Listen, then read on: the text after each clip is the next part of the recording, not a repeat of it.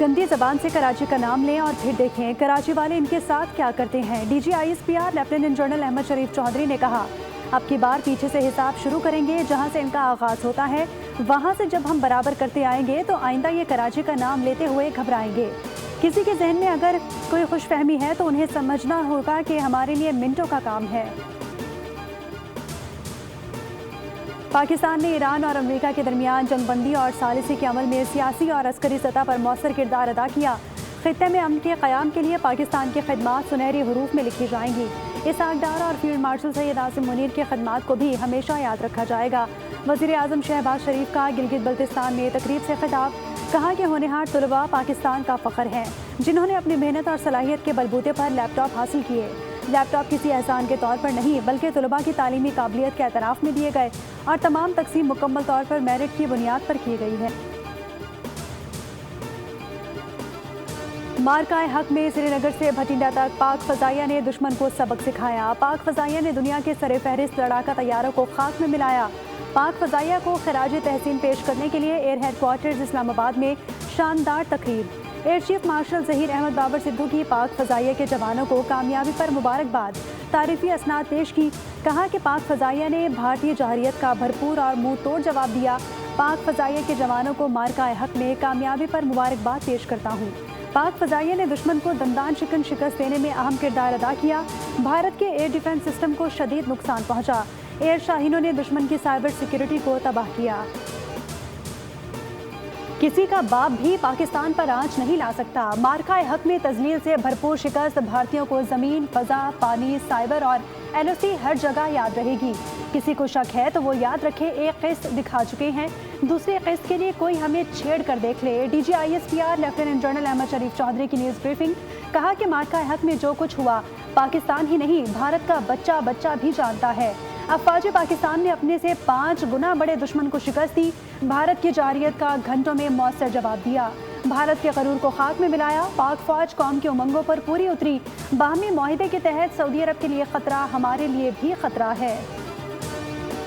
سب کے بات ہے کہ پاکستان میں جو دہشت گردی ہے وہ ہندوستان کے میپ پہ کی جا رہی ہے اور وہ افغانستان بیس آف آپریشن کے طور پہ استعمال ہو رہا ہے کہ جب مارکہ حق میں ہندوستان کو سبق سکھایا گیا تو اس نے کس کو بلایا اپنے پاس اپنے گھر میں؟ وہ جو سو کالڈ وزیر خارجہ ہے اس کا افغان طالبان رجیم کا کہ آؤ یار کچھ ہماری مدد کریں، ہم تمہارے ساتھ بیٹھتے ہیں، بیٹھ کے تو ان سے ایک دوسرے کو جو ان سے کلیم کرتے ہیں کہ ہم پتہ نہیں کون سے کہ ہم اسلام کے بڑے علمبردار ہیں، اور یاری لگائی ہوئی ہے دوز جو کہ ہندتوا کا پرچار، جو ہر قسم کی منارٹیز پہ، ہر قسم کے مسلمان پہ، ہر قسم کا ظلم کرنے میں سب سے آگے پیش ہے۔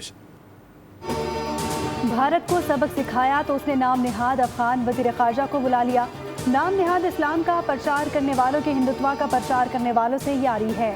غضب للحق سے سرحد پار صلاحیت کم ہو رہی ہے۔ لیفٹیننٹ جنرل احمد شریف چودھری نے کہا کہ پہلی بار دہشت گردی کے واقعات کم ہوئے۔ پاکستان میں دہشت گردی بھارت کی ایما پر ہو رہی ہے۔ بھارت اور افغانستان بری طرح بے نقاب ہو چکے۔ کفار کے ساتھ معاہدہ اور اسلامی ملک پر حملہ ان کے لیے جہاد ہے۔ خارجی نور ولی کئی سال سے اسلام کے نام پر لوگوں کو بے وقوف بنا رہا ہے۔ پالیٹکس میں، ان کی فوج میں، ان کی سوسائٹی میں ہندتوا کی پھیلتی جا رہی ہے۔ This is what they are doing. پتہ نہیں کون سے سندور کی تیاری کر رہے ہیں۔ یہ سندور سے نکلتے کیوں نہیں؟ کوئی مردانہ نام رکھ لو۔ یہ سندور تو خواتین کو لگایا جاتا ہے۔ پتہ نہیں کہاں سے ان کو جو سا ہے یہ سندور یاد آ گیا ہے۔ جان چھوڑ دو اپنی فوج کی، اس کو پروفیشنل فوج بننے دو۔ یہ سندور سے نکلتے کیوں نہیں؟ سندور تو خواتین کو لگایا جاتا ہے۔ کوئی مردانہ نام رکھ لو، بھارتی فوج کو پروفیشنل فوج بننے دو۔ D G I S P R نے کہا کہ بھارتی میڈیا نے مارکہ حق میں اور اس کے بعد عوام کو اچھی انٹرٹینمنٹ فراہم کی۔ بھارتی میڈیا نے لاہور میں پورٹ بنا دی۔ نیوی والے بھی پوچھتے ہیں کہ لاہور میں پورٹ کہاں ہے؟ یہ کبھی اکھنڈ بھارت کا نعرہ لگاتے ہیں تو کبھی کہتے ہیں یہ کر دیں گے، وہ کریں گے۔ کوئی بھی نہیں بھارت اگلے پچھلے دونوں سندوروں کی تیاری کر دے۔ ہم اس وقت بھی تیار تھے، آج بھی تیار ہیں۔ کہ حق کے دوران بھی پاک بحریہ نے اپنے جدید سرویلنس نیٹ ورک سسٹمز سے دشمن کی حرکات کی مؤثر اور بروقت نگرانی، جس کو ہم کہتے ہیں کنٹینیوس سرویلنس، مینٹین کی ہوئی تھی۔ تاریخی اور یادگار جو مارکہ تھا، اس سے قبل دشمن کو اپنی افواج اور بالخصوص جو بحری قوت ہے اس پہ بہت ناز تھا۔ بھارتی بحریہ نے کئی بار شمالی بحر عرب میں اپنا بحری بیڑا تعینات کرنے کی یقیناً کوشش کی، اور اس کا مقصد صرف یہ تھا کہ ہمارے بحری اثاثہ جات کو نشانہ بنایا جائے۔ हमारी बहरी तिजारत और गुजरगाहों में खलल डालते हुए हमें मुआशी नुकसान पहुंचाया जाए। भारत को अपनी बहरी ताकत पर बहुत नाज था। भारतीय बहरिया हर तरह से लेस थी मगर जौहरियत की हिम्मत नहीं की। Deputy chief of naval staff rear admiral Shafat Ali Khan ने ब्रीफिंग में बताया, हम अमन के ख्वाहां हैं लेकिन इसे हमारी कमजोरी ना समझा जाए। अमन हो या जंग, हम अपनी खुद मुख्तारी पर कोई समझौता नहीं करेंगे। Also targeted Indian data centers, affecting their digital space, की डेटा जो था उसकी डिलीशन, जिसने कि इंटायर जो मिलिट्री ऑपरेशन का जो रिक्वायरमेंट थी उसको काफ़ी हद तक कटेल कर दिया। और विद इन मिनट्स हमने देखा 4 रफेल, 1 Su-30, 1 MiG-29, 1 Mirage 2000 और एक एक्सपेंसिव मल्टी रोल जो है वो अनमैन्ड एरियल सिस्टम उनका वो गिरा। मुझे कहना पड़ेगा कि अब हम 8-0 पे हैं। पाक फजाइया ने भारत के 7 जहाज गिराए। हमने भारत का एक बगैर पायलट तैयारा भी मार गिराया। अब हमें पहली बार कहना पड़ेगा कि हमारा स्कोर 8-0 है।